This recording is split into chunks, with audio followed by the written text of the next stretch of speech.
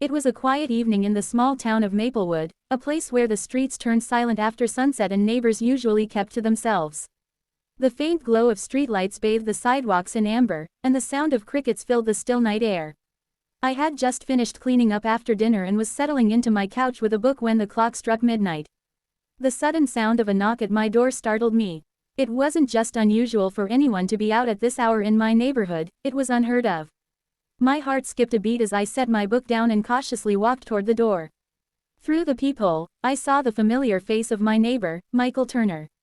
He was a tall man in his early 40s with sandy blonde hair, always polite whenever we crossed paths.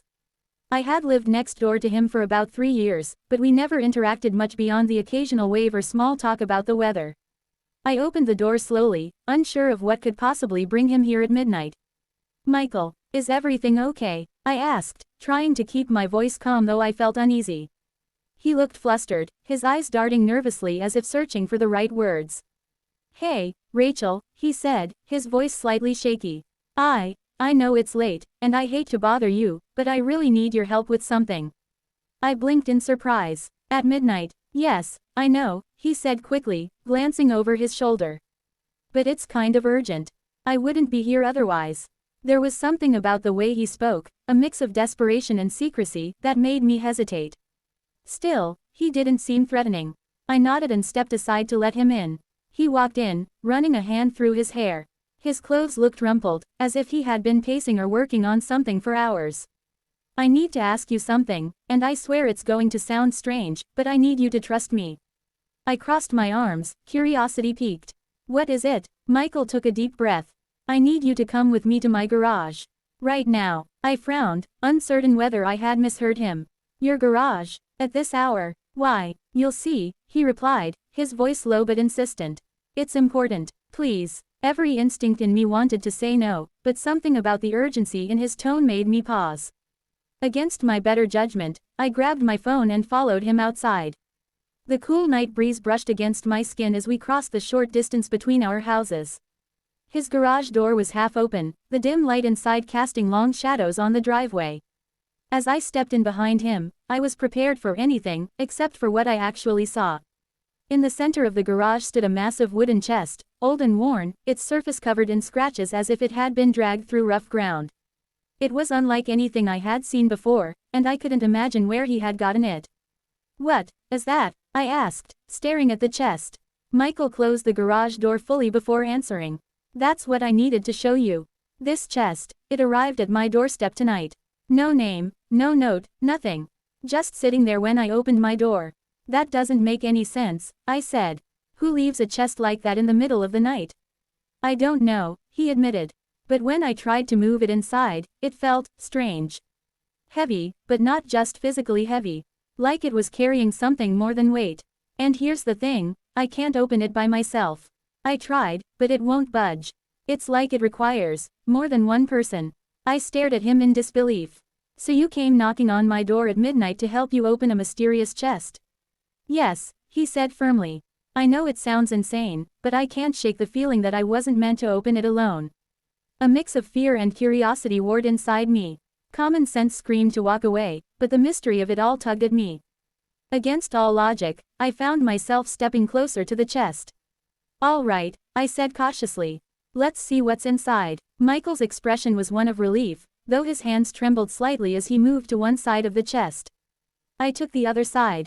Together, we placed our hands on the lid and pulled. At first, nothing happened. Then, slowly, the chest creaked open, releasing a musty smell that filled the garage. Inside, to my utter shock, wasn't treasure or junk, but stacks of letters tied neatly with ribbon, and beneath them, several small boxes. "What in the world?" I whispered, lifting one of the bundles of letters. Michael picked up a box and carefully opened it.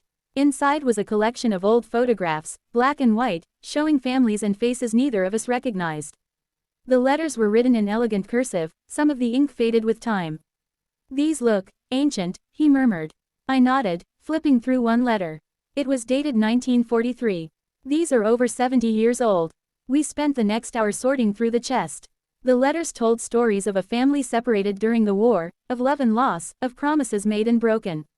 The photographs captured moments of joy, hardship, and resilience. What does this mean? I asked, looking at Michael. I don't know, he admitted. But whoever left this on my doorstep must have wanted me to find it. Or maybe us. The thought sent a chill down my spine. Why us? Why here? As we dug deeper, we found one final envelope tucked beneath the lining of the chest.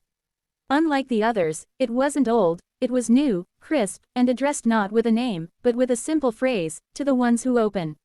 My breath caught as Michael carefully opened it. Inside was a single sheet of paper with handwriting that looked fresh. It read, "The past belongs to you now. Protect it. Do not let it be forgotten." We sat there in stunned silence, staring at the note. Neither of us knew who had sent the chest, why it was left at Michael's house, or what we were meant to do with its contents. But one thing was certain, our lives had just taken a turn neither of us expected. That midnight marked the beginning of a strange and unforgettable journey. Over the weeks that followed, Michael and I researched every letter, tracked down descendants of the people in the photographs, and pieced together a history long buried. In doing so, we discovered not only the untold story of a family torn apart by war but also the reason it had been entrusted to us. And somewhere along the way, as we spent long nights poring over letters and unraveling mysteries, Michael and I grew closer. What began as a shocking request in the middle of the night became the start of an unlikely friendship, one built on trust, curiosity, and the weight of history placed unexpectedly in our hands. Looking back now, I realize how one midnight knock on the door changed everything. Sometimes, the past finds us in the most unexpected ways. And sometimes, saying yes to a strange request can lead to a story you'll carry with you forever.